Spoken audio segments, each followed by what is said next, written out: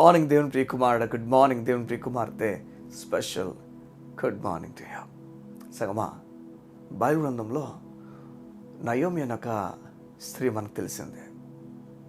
ఆ స్త్రీ తన జీవితంలో ఆనందాల నుంచి దిగజారిన పరిస్థితికి, వ్యాలీ ఎక్స్పీరియన్స్ అనొచ్చు, లోతైన అనుభవాలు, లోయల్లో ఆమె జీవితం గడిపింది. ఏమైంది తెలుసా? తన భర్తను కోల్పోయింది, తన బిడ్డలిద్దరినీ కోల్పోయింది. ఆఖరకు తన కోడల్లో ఒక కోడల్లో తను విడిచి వెళ్ళిపోయింది. ఆమె పేరు ఓర్ఫా. రూత్ మాత్రం మిగిలింది. అందరినీ పోగొట్టుకొని వెళ్తున్న ఈ నయోమి ఎలాంటి పరిస్థితి ఉంటుంది చెప్పండి? ఎలాంటి ఆలోచనతో కుమిలిపోతుంది చెప్పండి? తన బిడ్డలిద్దరినీ కోల్పోయినప్పుడే, తన భర్తను కోల్పోయినప్పుడే తన జీవితం పూర్తిగా నేలకు కూలిపోయింది. ఈలోపు ఓర్ఫా తన కోడలు కూడా విడిచి వెళ్ళిపోతుంది. ఇంకా మిగిలింది ఒక రూత్ మాత్రమే. సంగమా, ఒకవేళ ఈరోజు నీ జీవితంలో ఎవరు లేరేమో, అందరూ నేను విడిచి వెళ్ళిపోయారేమో, నువ్వు అనాథగా అయిపోయావేమో, కోవిడ్ టైంలో నువ్వు నీ తల్లిదండ్రులను కోల్పోయావేమో, లేకపోతే ఈ మధ్యకాలంలో నీ తల్లిదండ్రులనో, తల్లినో, తండ్రినో, నీ కుటుంబస్తులను నువ్వు కోల్పోయి ఒంటరి అయిపోయావేమో. నీకు మాట చెప్పనా? నువ్వెంత ఒంటరి అయిపోయినా నీ జీవితంలో ఎవరో ఒక్కరిని దేవుడు పెడతాడు. ఏదో ఒక పరిస్థితి దేవుడు నీకు అనుకూలంగా చేస్తాడు. ఏదో ఒక విషయాన్ని నీకు అనుకూలంగా చేస్తాడు. ఆ విషయం నీ జీవితాన్ని మలుపు తిప్పుతుంది. ఆ విషయాన్ని నువ్వెంచుకుంది అవ్వకూడదు ఎప్పుడు కూడా.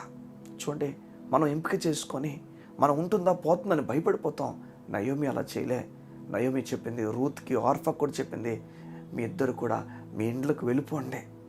నేను ఇప్పుడైతే నేను బిడ్డలు కానీ మీకు ఇవ్వలేను, మీరు నాతో వచ్చి ఒంటరిగా ఉండిపోతారా, ఫ్యూచర్ లేదని చెప్పి ఎన్ని మాటలు చెప్పినా రూత్ ఆమెతో నిలబడింది. దేవుడు నీకు చెప్తున్నాడు, గొప్ప కార్యాలు చేస్తాడని. ఆయన మీద ఆధారపడుతూ ముందుకు వెళ్ళండి. ఆయన మీద ఆధారపడుతూ ముందుకు వెళ్తున్నప్పుడు దేవుడు సిద్ధపరచాల్సిన ప్రతి వ్యక్తిని సిద్ధపరుస్తాడు. నీ జీవితంలో లోటును భర్తీ చేస్తాడు. సగమా, ఈ రూత్ నయోమి కలిసి ఫ్యూచర్ లేదనుకున్న ప్రదేశానికి వెళ్ళారు. ఏదో బాగుంటుందేమో, అక్కడ భోజనం దొరుకుతుందేమో ఆలోచనతో మొత్తానికి ఆ చోటుకు వెళ్ళారు. వెళ్ళిన తర్వాత ఏం తెలుసా? అక్కడ ఊహించలేని మలుపున దేవుడు తిప్పాడు. బోయాజ్ అనే వ్యక్తిని పరిచయం చేశాడు. ఎవరైతే ఆ దేశంలోనే గొప్ప ఆస్తిపరుడో ఆ వ్యక్తిని దేవుడు పరిచయం చేశాడు. ఆ పొలంలో ప్రతిదీ కూడా దొరికినట్లుగా దేవుడు సాయం చేశాడు. ఆ తర్వాత చివరకు ఆ బోయాజే రూత్కి భర్తగా మారిపోయాడు. నీకు మాట చెప్పనా? అక్కడున్న ఆ స్త్రీలందరూ కూడా అక్కడ అనేక మంది ఒక మాట్లాడడం ప్రారంభించారు. ఏమనంటే, నయోమి, ఈ రూత్ నీకు 10 మంది కుమారుల కంటే శ్రేష్టమని. నీకు అర్థమవుతుందా? దేవుడు తారుమారు చేయగలడు, పరిస్థితిని తారుమారు చేయగలడు. ఈరోజు అర్థం కాని పరిస్థితి ఉందేమో, తారుమారు చేయబోతున్నాడు దేవుడు. నిరాశపడద్దు. నీ దుఃఖ దినములు సమాప్తం అవబోతున్నాయి. నీకు మాట చెప్పనా? పరలోకం నుంచి దేవుడు నీ వైపే చూస్తున్నాడు. కోపంగా కాదు, ప్రేమతో నిన్ను నీతిమంతురాలను పిలుస్తున్నాడు. నీతిమంతులను పిలుస్తున్నాడు.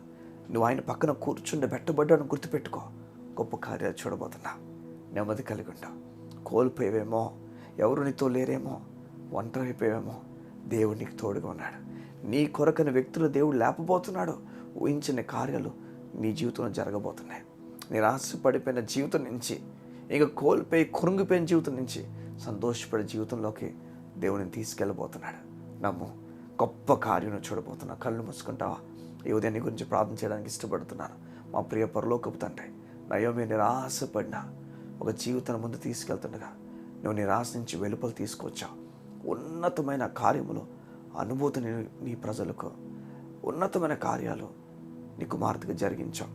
నయోమి ఊహించిన కార్యాలు చూసిందే కారణము నీవు ఆమెకు తోడుగున్నావు. భర్తను కోల్పోయింది, బిడ్డలిద్దరిని కోల్పోయింది.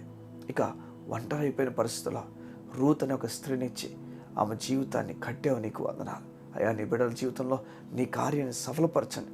వారు తీసుకున్న నిర్ణయాల మీద ఆధారపడకుండా నీ మీద ఆధారపడి ముందుకెళ్ళే వ్యక్తులుగా వారిని ఉంచండి. వారు నీ పైన ఆధారపడి ముందుకెళ్తుండగా నీ వారిని ఉన్నతంగా నడిపిస్తావు కోరుతూ యేసు నామమున ప్రార్థించుచున్నాము తండ్రి. ఆమేన్, ఆమేన్.